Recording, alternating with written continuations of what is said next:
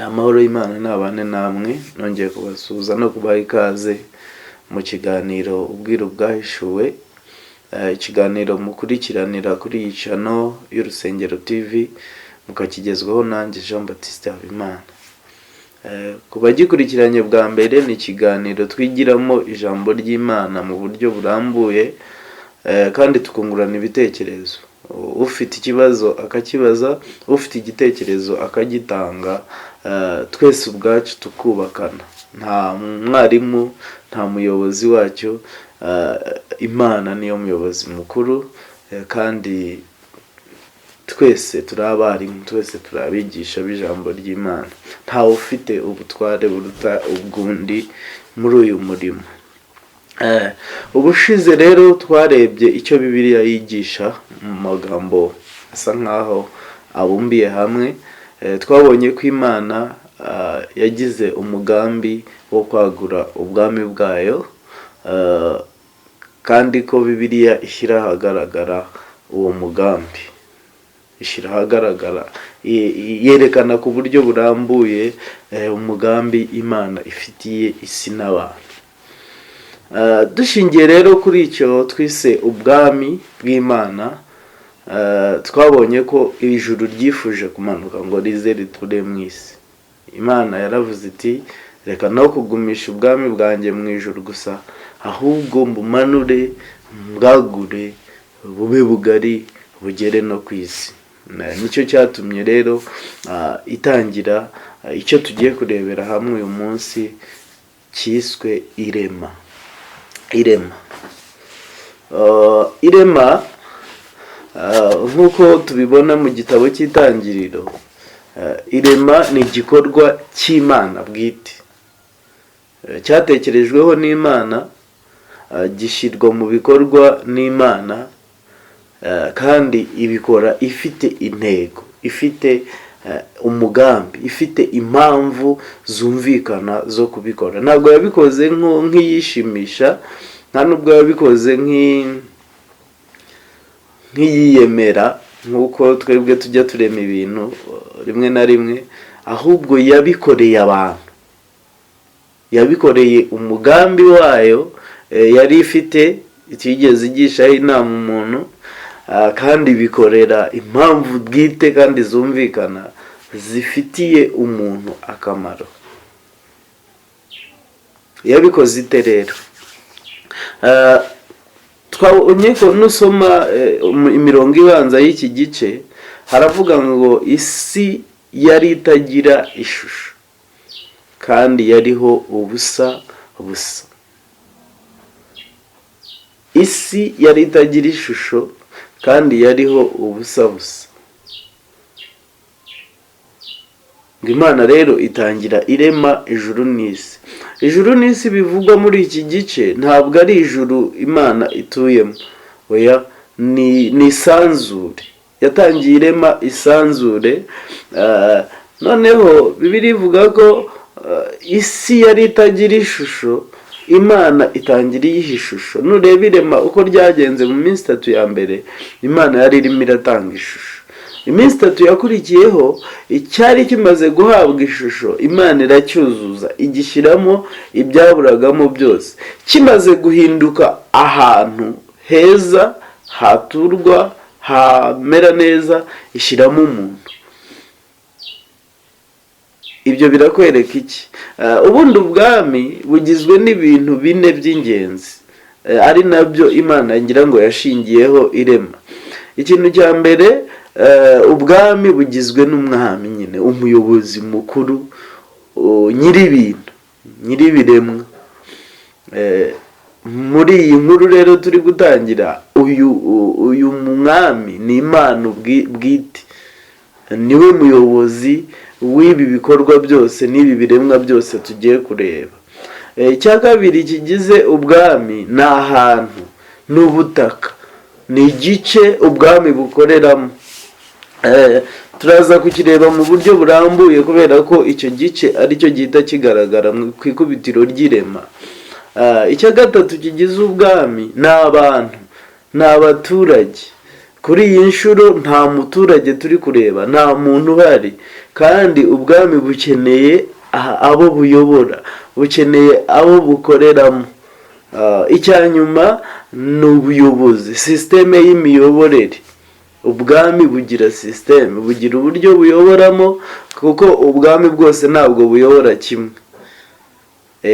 N'ubwami bw'Imana nabwo rero bwubakiye kuri ibi bintu bine. Bwubakiye ku muyobozi mukuru ari we mwami, bukubakira ku butaka, ahantu cyangwa se igihugu, bukubakira ku bantu cyangwa se ubwoko runaka, noneho bwa nyuma bukubakira kuri sisiteme y'imiyoborere. Iki kintu rero nicyo tugiye kureba mu buryo burambuye, duhereye ku mwami cyangwa se ku muyobozi mukuru.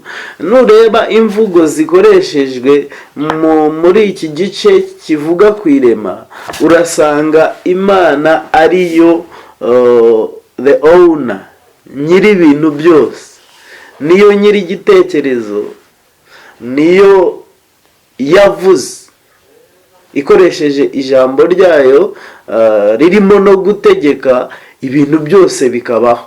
Ni ukuvuga ngo nta kindi kintu, nta kindi kinyabubasha kiri hagati y'Imana n'ibyo yaremye. Niyo nyirabyo, niyo muyobozi mukuru, niyo byongera bikagarukaho. Icya kabiri ni ahantu. Tubonye ko isi yari itagira ishusho kandi iriho ubusa. Kugira ngo rero habe ahantu hakorerwa n'ubwami, haba ahantu huzuye, haba ubuyobozi, Imana yarahafashe ibanza ihaha ishusho. Imaze kuhaha ishusho, hamaze gutungana neza, irahuzuza, ishyiramo ibyari bikenewe byose kugira ngo hahinduke ahantu ho gukorera ubwami. Imaze gushyiramo ibikenewe byose kugira ngo hahinduke ahantu ho gukorera ubwami, izana umuyobozi. Ushobora guhita wibaza se ko wambwiye ko Imana ariyo muyobozi muri ubu bwami, uwo muyobozi wundi aje ate?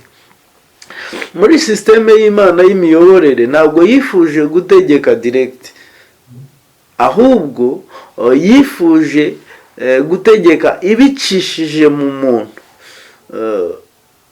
Kubera iki? Kugira ngo tubyumve neza, ni uko tugereranya isi n'ijuru. Ijuru ry'Imana ni ijuru ry'umwuka, n'ibindi biremwa Bibiliya ivuga ko biba mu ijuru biri mu buryo bw'umwuka. Iyi si yo ni isi iri fizike, igaragara n'amaso. Ibiyirimo byose birafatika, biragaragara, umuntu ashobora kubifiringa akabyumva. Rero Imana y'umwuka n'ibiremwa biri fizike, hagombaga kuba ikiremwa gisa nkaho gifite impu ebyiri. Ikiremwa gifite karakterisitike zo mu ijuru na karakterisitike zo mu isi. Kubera iki? Kugira ngo kibashe kunavigatinga cyangwa se gutembera mu masi yombi, kibashe gutembera mu isi yo hejuru, isi irimo Imana cyangwa se ijuru ririmo Imana, n'isi yo hasi iri fizike. Impamvu irahita twinjiza kuri sisiteme y'Imana, kwari ukugira ngo umuntu yakire amategeko ayavanye mu ijuru ry'Imana, aze ayige, ayamenye, ayakore, namara kuyakora aze ayapurike cyangwa se ayigishe n'ibindi biremwa byasigaye.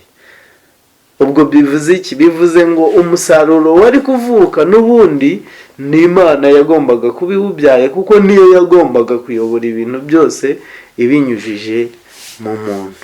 Ngira ngo noneho ibyo ngibyo birumvikana.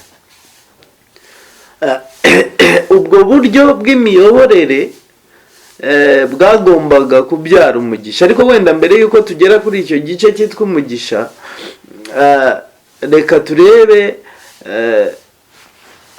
ibisa naho birimo aho hagati. Kuri icyo gice cyitwa ahantu, ntabwo Imana yasoreje ku kurema ahantu gusa, ahubwo yashyizeho n'icyo nakwita starting point, ahantu ho gutangirira ubwami, reka mpite kapitali, irema ingobyi. Muri cya gice yari imaze kurema n'ubundi cyiza, ifatamo agace karutaho kuba keza ariko ngobyi ya Edeni, irangije ishyiramo wa muntu yaremye kugira ngo noneho ubwami butangirire hariya. Icyo ni ikintu cyo kwitabwaho cyane. Nanone twabonye umuntu yaremwe ari umwe, kandi Imana yari imukeneyemo ubwoko. Yaremwe ari umwe kandi Imana yari imukeneye mu bwoko. Niyo mpamvu yahise imuremera ikindi gice kimwunganira kugira ngo ibyo bice byombi nibyihuza bibyare abandi bantu bafite karakterisitike nk'izabo n'intego imwe yo gushyira mu bikorwa umugambi w'Imana, cyangwa se yo gutegeka bifashishije amategeko y'Imana. Ibi byose mvuze bihise byubaka ikintu gikomeye, ari nacyo kiri buze gusobanura mu buryo burambuye ibyo twahereyeho. Imana iri mu ijuru itange amategeko ku bwoko bufite imimerere ibiri, imimerere y'umwuka n'imimerere isanzwe iri fizike.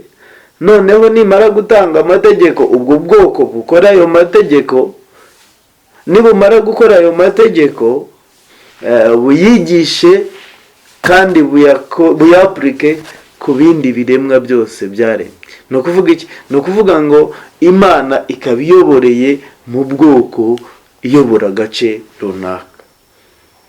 Izi nshingano ntabwo zarangiriraga muri Edeni gusa, ahubwo ubu bwoko bwari butegetswe kwaguka bukagenda bukuzura isi, noneho isi igahinduka teritwari y'Imana, igahinduka ahantu hakorerwa ubushake bw'Imana, hakorerwa amategeko y'Imana.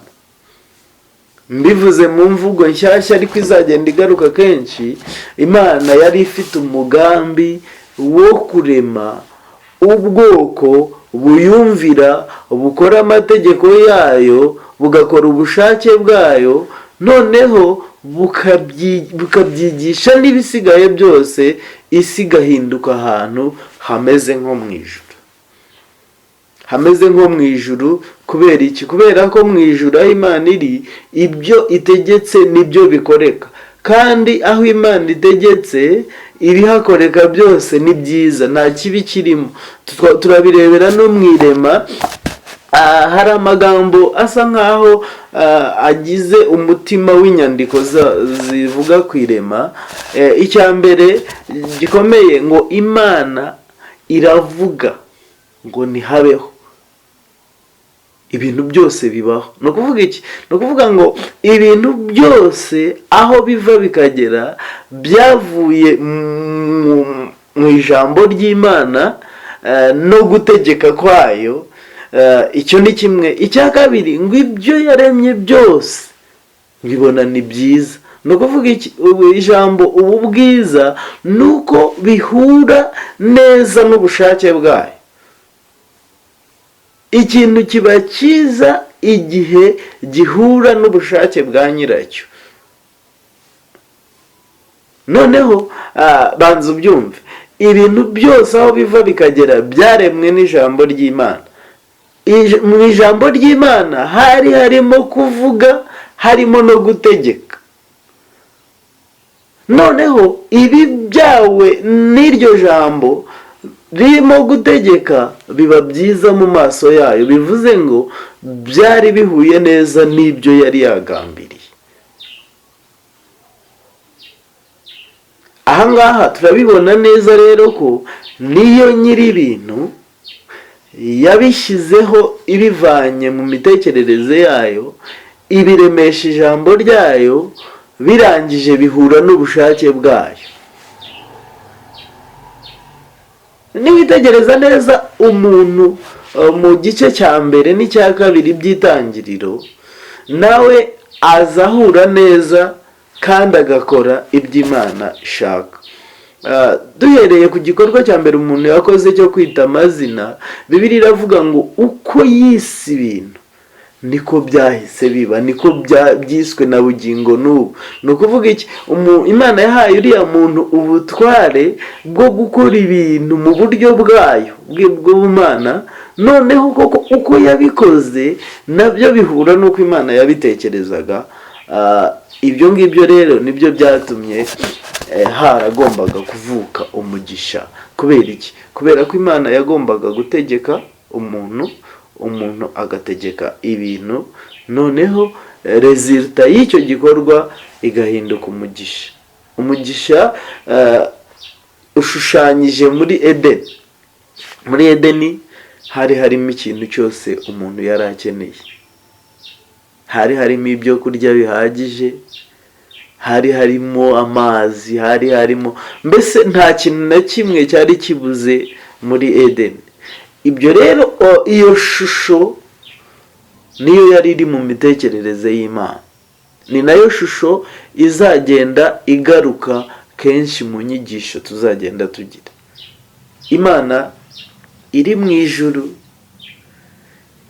igatanga amategeko ku bwoko yatoranyije yiremeye, ubwo bwoko bugakora ayo mategeko, bugakora ubushake bw'Imana, butuye ku butaka bw'Imana. Haleluya. Ndagira ngo iki ngiki mucyumve. Ni ubwoko bwatoranyijwe butuzwa ku butaka bw'Imana, noneho bugahabwa amategeko avuye mu ijuru. Ayo mategeko ubwo bwoko bukayakora, bwamara kuyakora bukayajyana bukayakwiza mu isi yose. Isi igahinduka ahantu h'Imana, hagaragaza ubumana bwayo, hagaragaza ubushobozi bwayo, hagaragaza urukundo rwayo, hagaragaza kamere yayo yuzuye. Nguwo umugambi w'Imana. So Bibiliya rero ikintu ikora, igenda igaragaza intambwe ku ntambwe Imana yagiye itera kugira ngo ibyo ngibyo bigerweho. Tuzareba mbese byagezweho, mbese ntabwo byagezweho, ariko ukuri kwihisha inyuma ya Bibiliya nuko nguko nta kundi. Ushobora kuba utaragize amahirwe yo kumenya ibi ngibi, ariko ndagira ngo nkubwire ko aya ari amahirwe Imana iguhaye yo kumenya umugambi wayo ku buzima bwawe no ku byaremwe byose muri rusange. Rero reka dusoreze ahangaha, n'ubundi ntitwabivuga ngo tubirangize, ariko aya mahirwe ntazigera gucika. Wowe wagiriwe ubuntu bwo kuyumva, ntuzigere ucika intege. Ndabizi ko ku iherezo uzabona umucyo utigeze utekereza ko uri muri ibi byanditswe. Imana ibahe umugisha mwinshi kandi ikomeze kubagura mu kuyimenya no kuyisobanukirwa. Ciao.